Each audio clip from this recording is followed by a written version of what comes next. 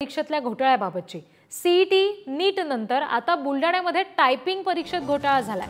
शिक्षण विभागामार्फत चिखली पोलिसात या सगळ्या संदर्भात तक्रार दाखल करण्यात आली आहे। घोटाळा करणारे विद्यार्थी हे माजी आमदार राहुल बोंद्रेंच्या कॉलेजचे आहेत असा आरोप केला जातोय।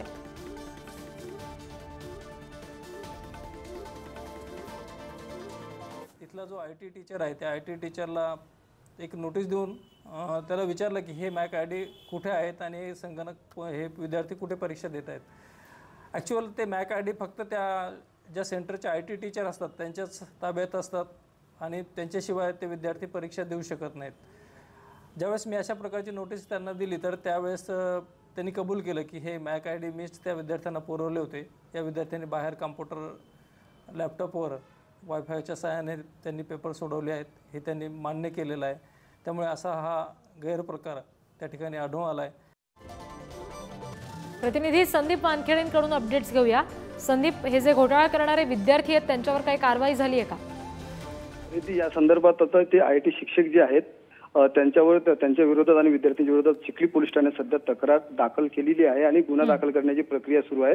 मात्र 2 दिवसापूर्वीच या ठिकाणी नीट परीक्षेमध्ये जो आहे हा गैरप्रकार समोर आला होता आणि आता या टायपिंग परीक्षेमधला घोटाळा या ठिकाणी समोर आलेला आहे। खरं पाहता अतिशय धक्कादायक हा प्रकार आहे। काल जे आहे महाराष्ट्र राज्य परीक्षा परिषदेच्या वतीने इंग्लिश टायपिंग 3040 जी परीक्षा घेण्यात आली होती आणि ज्या कॉलेजवरती जे परीक्षा केंद्र होतं अनुराधा अभियांत्रिकी महाविद्यालय आहे हे माजी आमदार आणि काँग्रेसचे जिल्हाध्यक्ष राहुल बोंद्रे यांचं आहे।